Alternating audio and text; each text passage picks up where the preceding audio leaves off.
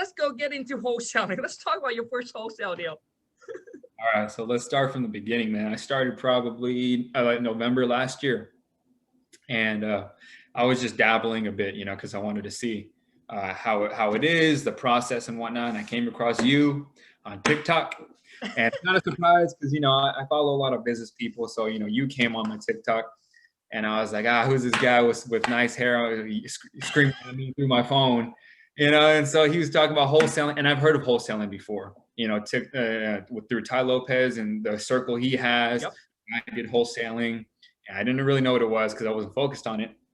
And I was like, all right, well, let me look more into it. So I look more into your videos, and I get, I followed this other guy who also does wholesaling, and I start looking into it. I start falling down the rabbit hole, and I go on YouTube, I look up your videos, and I'm like, well, the concept seems pretty simple. You know what I mean? It's basically anything else. It's locking something up and kind of flipping it. It's a simple concept just with different details in between. And so I fall down that rabbit hole. I start binge watching all the videos, all your videos, Jerry Morton. I start watching all of his videos, and I'm probably gathering knowledge for a good couple of weeks. And I was like, okay, let me go ahead and start trying this out. And so this is when I got into Jerry Norton as well. And then I was like, okay, well, let me try some on-market stuff. And I realized, especially here in Austin, on-market doesn't work best for wholesaling if you're trying to scale, because the market's so volatile. It's it's a hot market. So that didn't really work out too. I got a couple things under contract by hitting up the listing agent and getting it at below asking price, which is crazy because they never go below asking price. So, but I wasn't able to get it low enough. It fell through. So I was like, all right, well, how do I navigate this in a hot market? Because I believe it was possible here in Austin. And so I was like, all right, how do I do this? How do I focus? Because I don't really have the time to cold call during the day, because I have full-time dog walking. Now we got the baby, and the baby pulls in a completely different direction when I'm at home too. So I'm like, okay, well, how do I lock up? How do I source these deals, according to my schedule?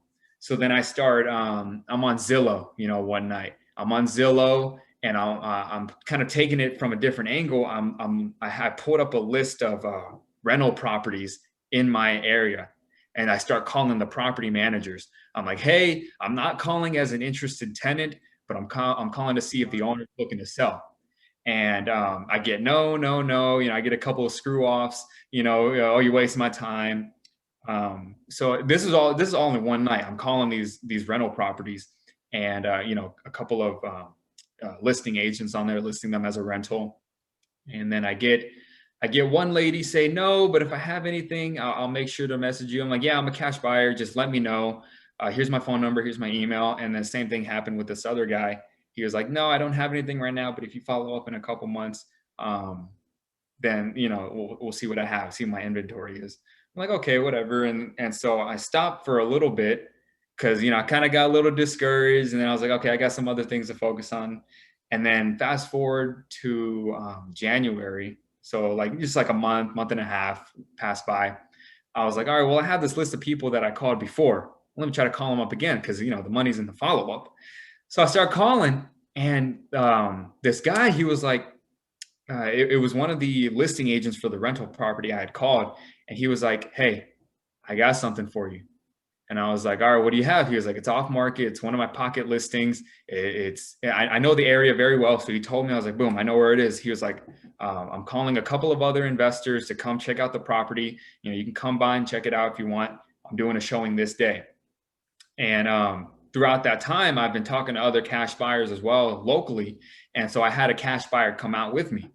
And then I told an out-of-state buyer that I was talking to as well about the property. So he sent his guy to come check it out as well.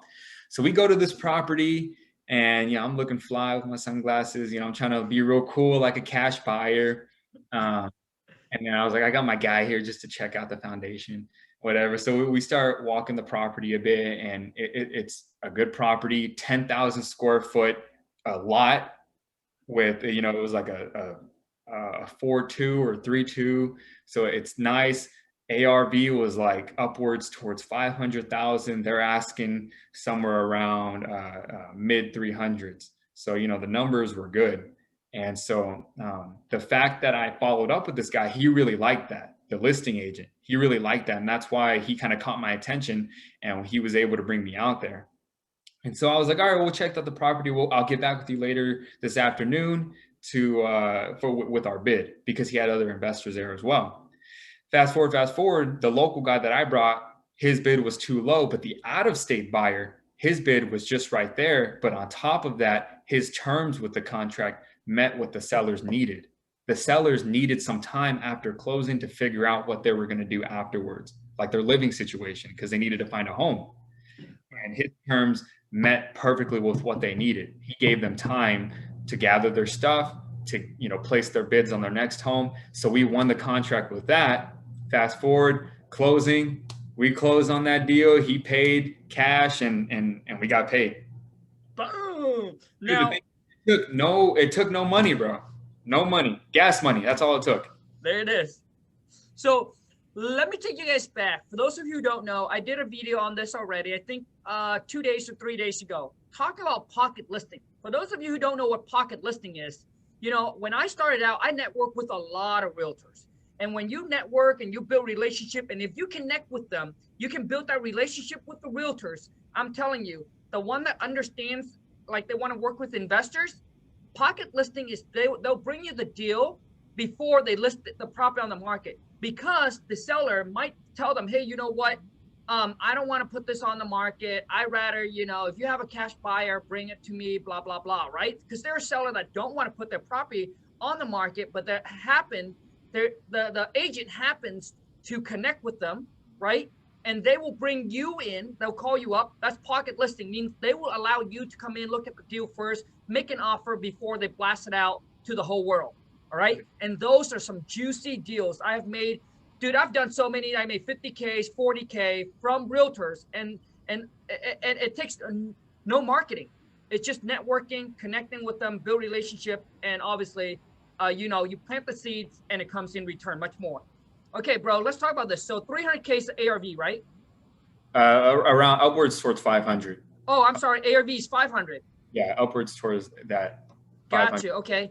And how much you can put an additional unit in the back, and that's what I see. And so how much you guys got it under contract for? We got it under contract for $350. It had changed towards closing because my buyer was using a lender, and so like they wanted to meet certain things. I didn't really understand the terms, but it ended up coming up to $355 for like lender's terms and stuff like that. But we basically locked it up for $350. So you lock it up on a contract for $350. Yes. And you sold the contract to the buyer for $360. Yes. Okay, gotcha. Got it. Okay. And how much repair does it need? For my buyer, what he wanted to do with it, it was probably it would be around 40 to 45K. He wasn't gonna flip it. He's more of a buy and hold guy, so he's able to go a bit higher and you know, rent it out, maybe fix it up for, you know, 20, 30K, but he wanted to put a little into it. Right. And so the buyer is out of state. Did he ever come to see the property or no? No, he sent his general contractor that was working with him for another property here in Austin, and so he just sent him. Gotcha. Okay. And how much? So how much can you rent the property out for? Right there, it'd probably be minimum 1,500. Okay. So basically, it's just a single family home. Yes. So he's planning to fix it up, rent it out, and then do something else with the lot, you said? He's a burr guy, burr strategy. And, but yeah, the lot was definitely big enough to add an additional unit and ADU in the back. That's kind of what he had in his plans for the future as well. Gotcha. Yeah, because buying for 360, put an extra 40K into it, that puts him at 400,000. Rent it out for $1,500. You know, the number obviously doesn't even make sense at all, right? But you know, a lot of times what it is buyers, they have different strategies that we don't know. You know, putting ADU increase because he's 400 into it, but the property's worth 500,000, so he can obviously recoup his 400 if you do the burr. Yeah, and the thing is, okay, man. What's really attractive is it's 15 minutes away from the Tesla factory that's being built. I And so see. it's like literally right across the highway, right down the street on the outskirts of Austin. And so that area right there specifically is developing pretty well, a little subdivision. And so a lot of buyers were interested in it as well. Nice, man. And now when you, okay, so you're dealing with an agent. Yes. When you signed the contract, did you sign the MLS contract or did you use your contract?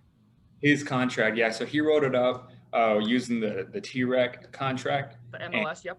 yeah, when I had sent my name to be first and last and or assigned, he knew right. He's not dumb. He knew right off the bat what I was going to do, and he was like, if you're going to sell this contract, doesn't matter as long as the sellers have their price. Got it. Okay. So Cool. he knows that you're going to wholesale and he didn't care.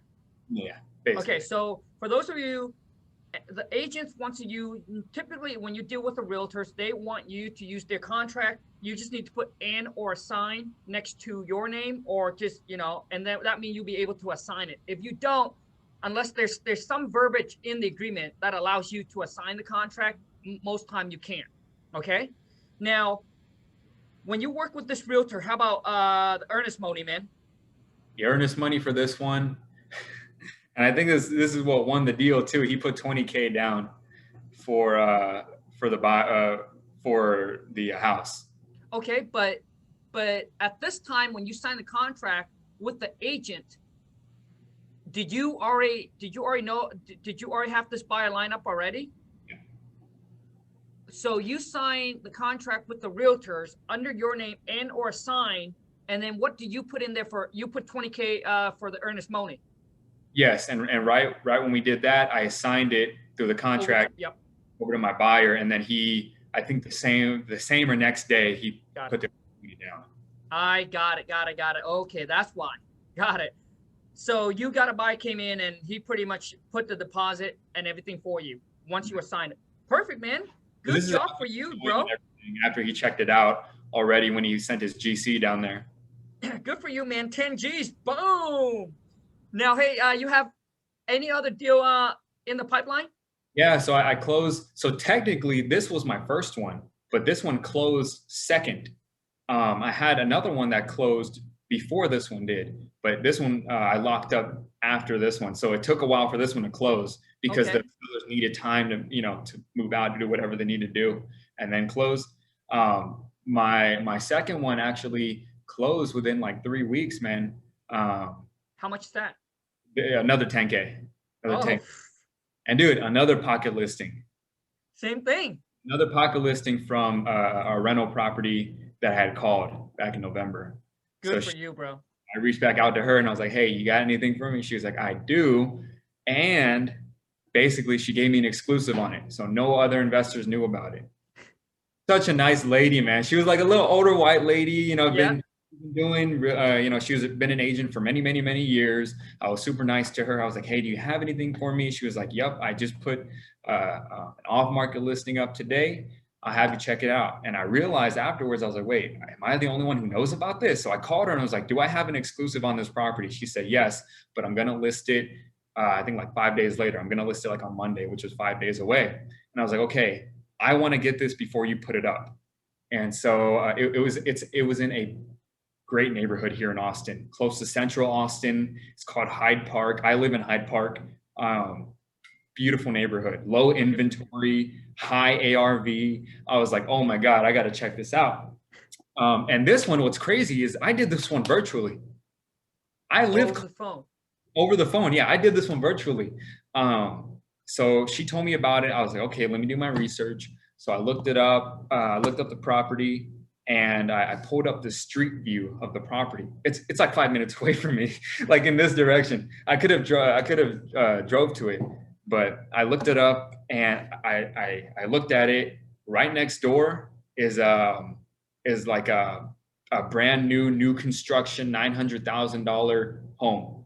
And this home that I was looking at was a small 1,000 square foot home that's been there for 35 years, I believe. So I knew right off the bat who my buyer was going to be, someone who's going to tear it down and rebuild what's right next door. Nice. So I knew that I could get a pretty good deal out of this. And so I locked that one up. fairly quickly. I already had a buyer who's local. I knew he was gonna like it, and he did. And he works for a wholesale company who does it on a scale. So Right. I could have gotten it for higher, but he made it super quick and easy to close. So Good for you, bro. Way to hustle. Good for you. Now, my question for you is the agent that brought you the pocket listing, man, did you give him anything in return? I should, right? I You should. should. You should. So typically what I do, because dude, they'll bring you more. So what I do is I typically send them a check for 500 or $1,000, obviously depending on the size of the deal. There was one agent where we closed and we made like almost 60K. I gave him a check of 5,000, and he texted me back. He said, "Bro, no one have ever done this. You'll be at the top of my list anything I come through." So you guys is building that relationship, and it's doing something that majority of people don't. That's how you're gonna win. You're gonna win over your competition. So if I were you, bro, I would send him a little nice check. $500 or whatever it is, right? $500. I think we'll do it. I need to do that. Yeah. Absolutely, bro. Now, okay, man, everything that you have gotten you to now, so you closed 2 deals, right? Already. Yes. Good for you, bro. So what are some tips, some advice that, throughout the process that you learned that you can give back to the viewer, dude? Oh man, there are so many ways to get a deal. It's cold calling is a great way. If you want to do it in your local market, I think everyone should figure out the local market first. I think that'll make it a lot more convenient for people. If you're in a super hot market like LA, New York, these big cities, obviously it'll take a lot more to get a deal. You probably won't get a deal for a long time unless you have connections, but figure out your local market first and see if it's doable there. That way, if you can connect with these people, build relationships, maybe see them face to face if you don't want to do it virtually. And I feel like that's kind of what I wanted to do, is figure out the Austin area, because I was born and raised here, and so and connecting with people here locally is just going to drive my the business up more, because then I'll have connections to buyers, connections to other agents and brokers. So I feel like that'd be my first tip there. And also modes of marketing. So like the ways of marketing, you got the cold calling, you got the direct mail, you got text messaging, all of that stuff. I tried all of that in the beginning, but what is working for me now is social media ads. So I'm taking the same knowledge of social media marketing and applying it to this. And so I set up, a Facebook page. I've been posting on there of the couple properties that I closed, offering value to any seller who may be out there who wants to come check out my page. But I started running Facebook ads, and I actually have an appointment right after this for a seller. So it's a wholesale, hopefully a wholesale deal we can lock up today from that ad that I ran. Good for you, bro. Good for you, dude. So, Xavier, how can people connect with you, man? I got TikTok. I'm not too active on there. I got Instagram and Facebook and stuff. I'm not too, I don't put out too much content. But if they want to reach out to me on there, Instagram, it's Xavier._Sanchez. And on TikTok, I don't even know what my TikTok is. I guess that doesn't really matter, but it just reach out to me on Instagram. And if you want my phone number, you want tips, message me, DM me, and I might be able to help you out. You got it. And I'll make sure I'll put Xavier link right below so you guys can connect with him. But here's my tips to you, bro. Obviously a lot of times, focus is key, right? Focus is definitely key. So my way of how you're going to scale up in the future. So just think about this, okay, bro? You want to get really good at what you do, which means it seems like you already, maybe for people that are starting out, and this, I'm going to post it. I don't know if you're going to post this, but I'm going to post it. And I can tell you right now that I even know, now that I do TikTok for so long, dude, obviously I'm not going to be 100% sure which video will blow up. Mm-hmm. But when I post a video, obviously I know not every video will blow up, but when I put some time into it, I know that video will have 90% chance of going viral. When I talk about viral, I'm talking about millions views. Mm-hmm. I'm not talking about 100,000 views, because on my TikTok, I get 100,000 views, no problem. Yeah. So I'm going to post this video. The one that you talk about, dog walk, dude, I think it's going to blow up, bro. I think it's going to go viral. So if I were you, bro, what you want to do, and dude, this, because a lot of times there are people out there that are in your shoes, right? That are like, hey, you know, I need some little extra income, right? I need some little something that comes in. Yeah. Dog walk, make a little extra $500, $1,000 or whatever a month, and then they dump it back into their wholesaling real estate marketing to get bigger payday. So if I were you, that's what I would do. I would start, you know, giving some tips to people on TikTok, especially. And I promise you, you blow up, right? So you're going to show them, hey, I'm going to show you guys, hey, how to teen or whatever it is, make an extra, whatever it is. Yeah. Okay. Once you, that dude. And then what you want to do is you want to make sure that you dial in, because if I were you, if I already have a successful business, right? And you don't, what you want to do is you want to document your journey and then sharing all the free information, helping everyone else, bring them along your journey. So, hey, here's what I'm at right now, 19, this is what I'm doing. I want to now get into wholesaling real estate, blah, blah. I've done 2 deals, whatever it is, right? Once you master wholesaling, right? Once you master wholesaling, then you can start giving out some more, whatever it is. So how I did it, bro, is I got to the point where my wholesaling was making about $100,000 a month plus, right? I think I was doing like 150 or so a month. And I was only working 2 hours a day. I got system and team in place. I didn't know what else to do. I want to generate. The problem with most people that have a job or a business is they only have one stream of income. That's the biggest problem. When I was wholesaling, that's all I got was wholesaling, right? The wholesaling money comes in. You get a good month, you know, there's a month where you're not doing so well, but over the average of the year, that's how much it is average per month. So if you want to create multiple stream of income, the best way is to build a brand. Because once you build a brand, dude, if you get so big, PetSmart might reach out to you and say, hey, would you run this? Dude, I've seen this all the time on TikTok. So anyways, I just want to give you some of those ideas, dude. But one thing you don't want to do is you don't want to play the short-term game. Yep. Don't want to start charging people and then, hey, I'm going to mentor you. No, dude, that's a short term. You want to play the long-term game by giving tons of value. And once you get to like 1 million followers, at that time, maybe think about, hey, maybe I can do consultant, you know, but don't start charging people consultant, because if you charge people, let's just say, you know, like if I were to charge, so right now, right, I would charge $2,000 per hour. That's how much I value my time. $2,000 an hour.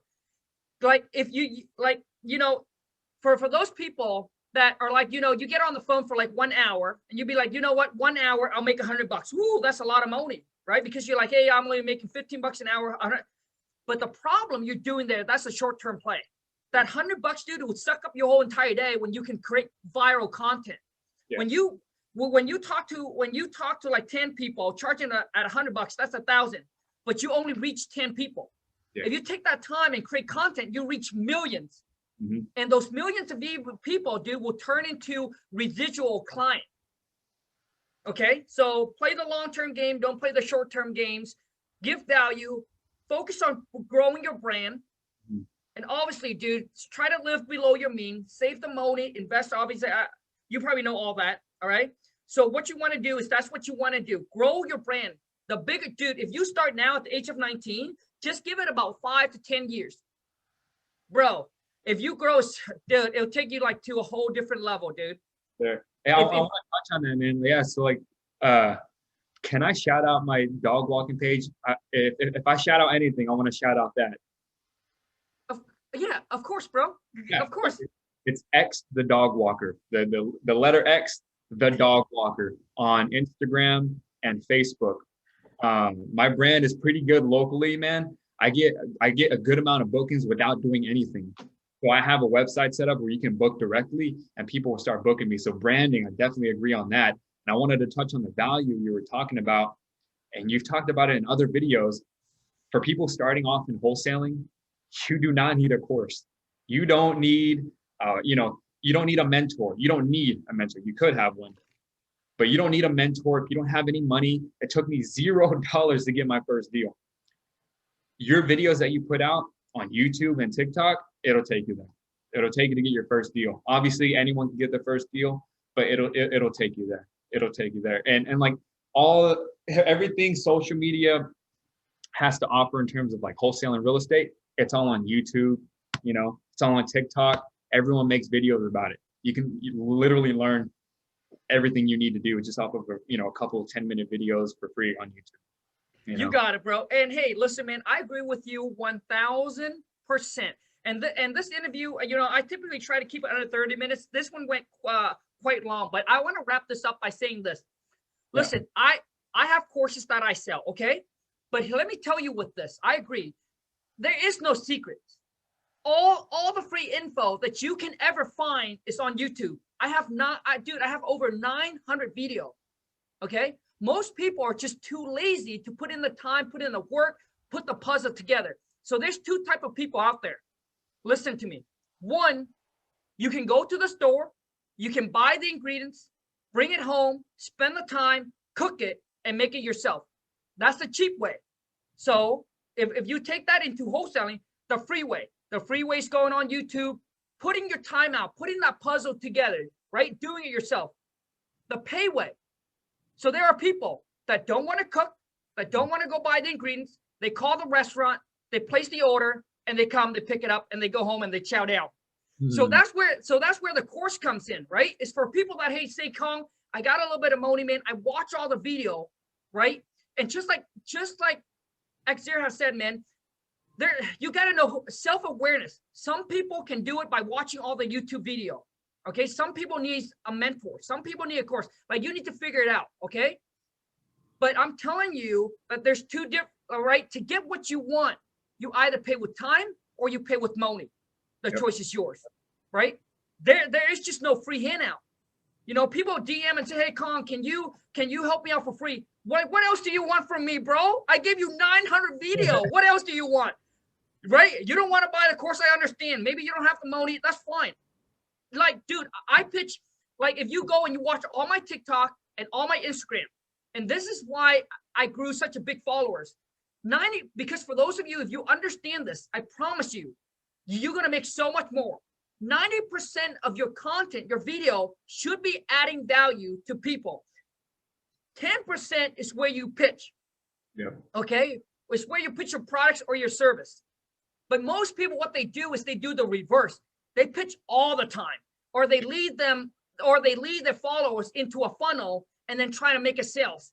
If you look at those people and look at their followers, I promise you, they don't have that much. Yeah. They don't have millions of followers. They don't, because they pitch all the time. And let me tell you something, okay? And let me be real with you. The people that have very small amount of followers, they have to spend a lot of money on running ads. They have to spend a lot of money on running ads to get their ads in front of the right people for them to make sales off their course or their service or their products. I run no ads.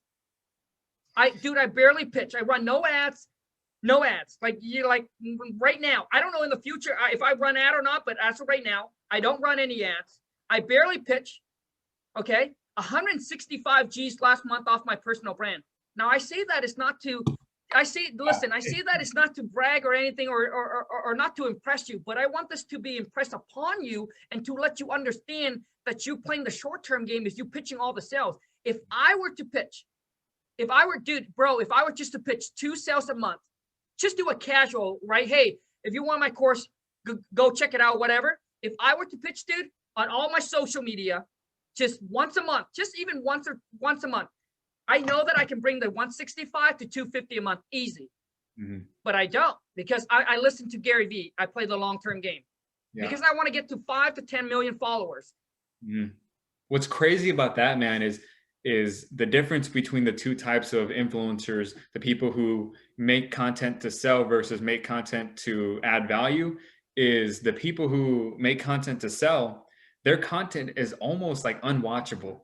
Like, it draws your attention, but like it's not enjoyable. It's not really entertaining. It's just like, you're being sold. No, people aren't dumb nowadays. You're being sold. And so that's why they have such little followings. It's because their content isn't like relatable. It doesn't really draw you in like entertainment would. People who make content to add value, it draws them in. It draws in the right clientele, or not clientele, but the right follower, and just draws them in. And that's how they become loyal. They continue watching. And the way I found your contracts isn't even by you saying, hey, I got free contracts for you, you know, in my bio. It's by me watching all your content and then like going to your website. I looked up your website and then I saw they had free content. I was like, oh, great. And that's the crazy part about it, is because it's the content that drew me in and that sold me to go to your website. You didn't even have to tell me. Bro, okay, man. You just said the major key there. Let me tell you guys one more thing, man. I really want to wrap this up because it's gone on way too long. Not a problem. Okay, so but for those of you, if you want to make, you got to understand this. Okay, it's Charlie D'Amelio. Charlie D'Amelio don't have a funnel, right? But she make a boatload of money. Dude, she has over 100 million followers on TikTok. Dude, they make so much. Listen, so what you want to do is you want to focus on your growth. The bigger you grow, so you want to make sure that you're not chasing your client. You're growing so big that they're chasing after you because they want your time. And because you're so big now, right? They know that they got to pay for your time. Yeah. You got to understand. So the more value you put out, the bigger you grow, you got to understand that you automatically become more valuable. And listen to me. The world nowadays, they don't look at, honestly, in business, this is what people look at. I don't care if you I don't care if you have the best knowledge, but they look at how many followers you got. They go and they check you. Whoa, this guy got a lot. He's good. I listen to him. Versus the guy that probably does 20 years of real estate, right? But only have a very small amount of followers. Mm-hmm. I'm telling you, like, people look at and people attract to that because you're like now a big icon or whatever. So what you want to do, the bigger you grow, guess what people do? Your followers, because you provide so much free value, and the free information that you provide change their life in a way where they're like, whoa, man, I bet their products is going to be even better. So that's where, guess what they do? They will automatically go to your bio. They go to your bio, they see what you got, and that's where the sales comes in. Or they go into your DM, they ask about your service or your products. That is how you want to play the game. Yep. Okay? The people that run, and once again, I'm sharing with you guys this so you guys can understand how business is. It's not about how much you make. It's about the profit, the net profit. So people that have very small amount of followers, man, you guys got to understand this. People that have a very small amount of followers, they run a lot of ads to sell their products or a service. Listen, dude, I'm all about the money. All right. Don't get me wrong. I have courses, I have products that I sell. Okay. I want more money. The more, the happier, man. So I'm not against selling or anything, but I wanted to let you guys understand the long-term play of building a personal brand. So that way you last. Mm-hmm. So when you have a small amount of followers, you're going to spend a lot of money on running ads to get your ad in front of the right people. Most people that don't know you will be like, who the heck is this, right? They're just going to pass. That's why you got to spend a boatload of money to make X amount. But when you focus on building your followers, your following, you're going to net more than if you were to run ads. Because once you build up a big, massive amount of followers, now when you run ads, it's going to be even different. Because that person, like, oh, I saw him off of this, I saw him off this, he got a good amount of followers. So what you want to do is, because the ads that you spend, it doesn't, like, a lot of times you think people make 300 G's, right? But they don't. They end up netting like 50K. So I'm telling you, I run no ads. My overhead is $5,000 a month because I focus on building. So I net like one, dude, my overhead is 5K because I focus on building a following. I focus on building a massive amount of followers. So that's what overall, that's what I'm trying to tell you. But man, we're going to wrap this up, dude. I want to say thank you, bro. I want to say thank you so much, man, for coming on. Thank you. And dude, bro, tons of respect for you, man. 19, dude, I was still making $8.50. I didn't have the mindset like you do. So good for you, man. If you keep at it, bro, the hustle you got, millionaires in your 20s, hands down. Let's rock and roll, baby. That's the plan. Hey, man, I love watching your content. Besides all the value, I love all the dances you do, all the funny stuff. It's funny because it's like off brand, but then also on brand as well. Because like it's just seeing, who's behind the money making machine.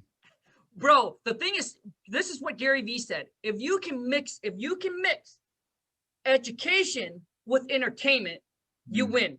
Yep. And let me explain. Oh my God, dude. There's just so much. Let me explain.